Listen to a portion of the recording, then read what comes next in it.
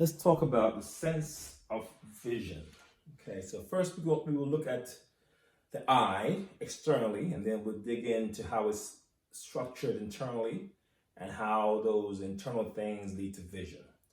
So first, let's draw the eye. So we're doing vision.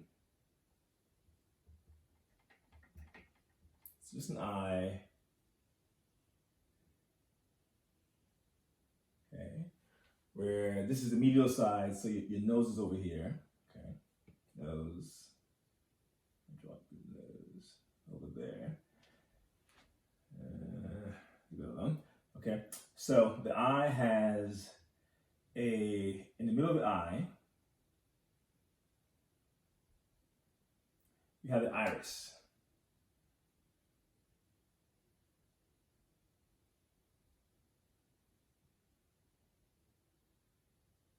This is your iris. The hole in the middle of the iris, that hole is your pupil. It's just a space, literally, that light travels through to get into the eye. The white part of the eye here is called the sclera, the white that you see in the eye. Medially, you have an area, a little pink area here, called your lacrimal caruncle. Lacrimal caruncle there. Okay.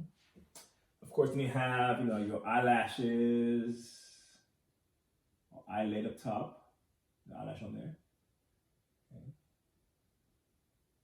Bad eye now. So the eyelids are called palpebrae.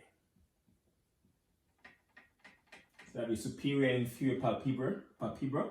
These are eyelids. The gap between, so when you open the eyelids, the gap, that space, is called the fissure.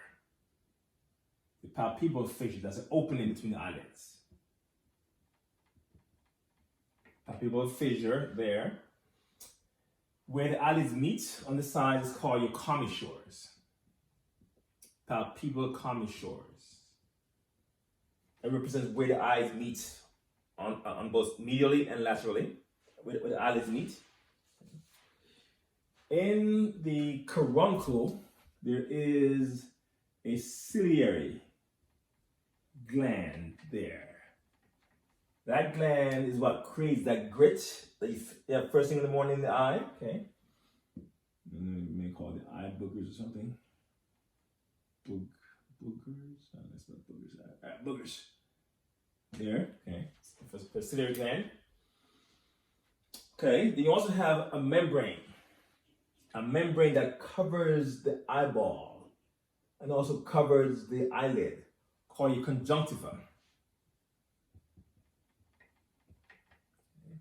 The part of it that covers the eye surface is called the bulbar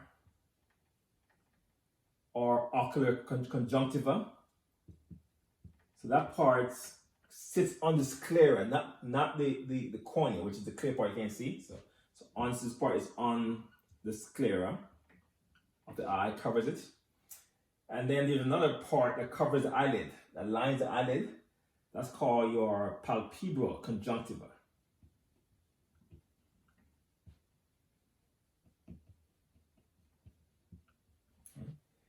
This is the membrane that becomes infected when you have what's called pink eye. Okay, so pink eye is an infection of the conjunctiva, what we call conjunctivitis. Okay.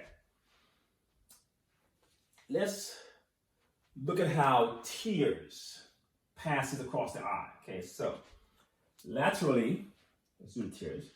So laterally, you have out here in the frontal bones a recessed area called the lacrimal fossa. So in there sits a lacrimal gland. So here's your lacrimal gland.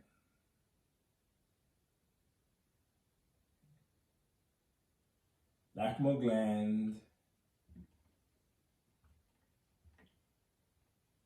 And that gland produces tears constantly. Tears has a job of rinsing the eyes at all times. Make sure dirt doesn't accumulate on the eye surface. So this gland will release tears laterally onto the eye surface. The tears will pass across the eyes, wash across, and then from there we'll enter into some openings here, some openings. Okay.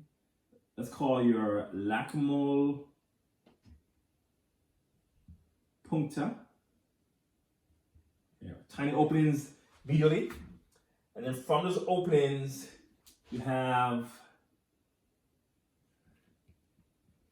some tiny canals called canaliculi that will move the tears from the eyes into a sac like this. Okay. Call your lacrimal sac. This is your lacrimal sac. And then the tears will pass from the lacrimal sac down into what's called your nasal lacrimal duct. Nasal lacrimal duct. That will then pass the tears into your nasal cavity. This is your nasal cavity. And that's how tears get out of the system. Make it here, wash it across the eyes, into the lacrimal sac, into the duct, and out into the nostrils where it's evaporated. So I want you to know for me the path of tears, okay? So it starts here, 1, enters here, 2, washes across there, 3, enters the lacrimal sac, that's 4, then passes passes from there into the lacrimal duct and into your nasal cavity to be expired. The path of tears. Okay. Let's pause there for a second.